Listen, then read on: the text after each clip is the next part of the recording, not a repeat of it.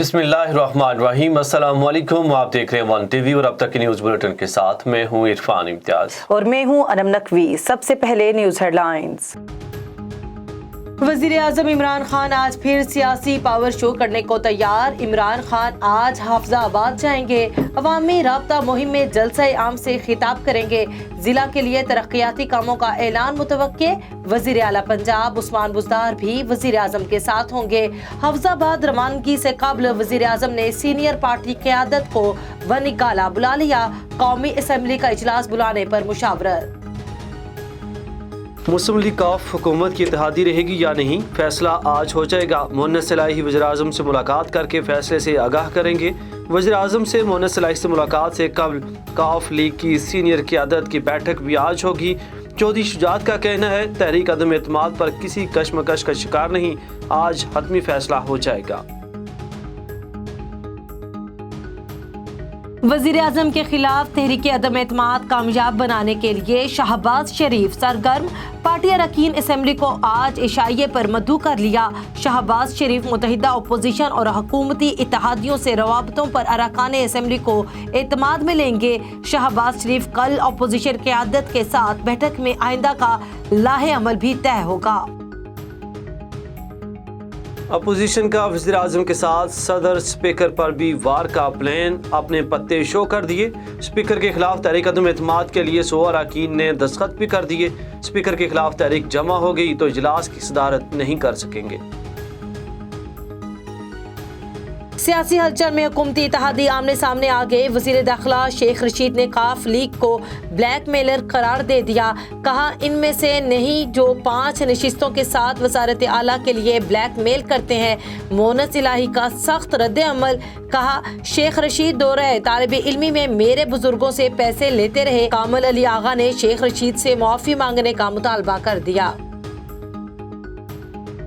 Opposition अवाम के लिए नहीं सिर्फ इक़्तिदार के लिए शोर मचा रही है। तरक्की के सफ़र में रोड़े अटकाने वालों को कुछ हासिल नहीं होगा।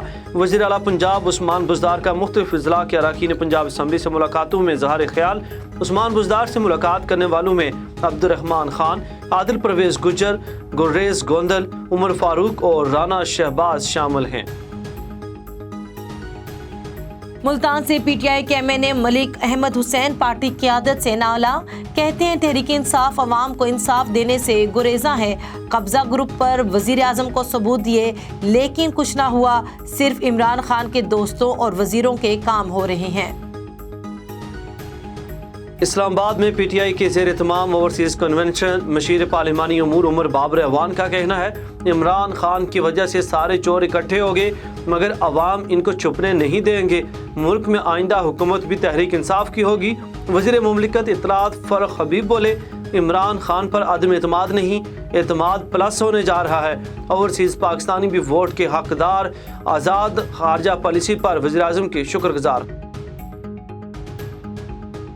रूसी फोर्सेज ने यूक्रेन के शहर मारियोपोल में मस्जिद पर गोलाबारी की। मस्जिद में बच्चों समेत 80 अफराद ने पनाह ले रखी थी। गैर मुल्की मीडिया के मुताबिक पनाह गजीनों में तुर्किश शहरी भी शामिल थे। कीव पर भी कब्जे की कोशिश। खार्किव, सोमी डेम्प्रो और लियोस्टिसिक भी रूसी मिसाइलों के निशाने पर। यूक्रेनी सदर ने जनूबी इलाके खैरसन में भी रेफरेंडम करवाने का रूसी ऐलान मुस्तरद कर दिया। अमेरिका ने यूक्रेन के मौलिक हथियारों की फराहमी के रूसी इल्जामात की तरदीद की। रूस जंग के असरात यूरोपीय ममालिक पर भी पड़ने लगे। बरतानिया में महंगाई का शदीद तूफान, शहरी परेशानी का शिकार। बरतानवी हुकूमत ने तेल और गैस की कीमतें मुस्तहकम रखने के लिए 21 अरब पाउंड मुख्तस कर दिए। जर्मनी भी जंग से मुतासर। रोज़मर्रा अशिया की कीमतों में इजाफा। बड़ी तादाद में यूक्रेनी पनाह गजीन भी जर्मनी पहुँच गए। हेडलाइन से फिलवक्त इतना ही। मजीद खबरों और अपडेट्स के लिए देखते रहिए A1 TV। A1 TV, सब पे नजर, अंदर की खबर।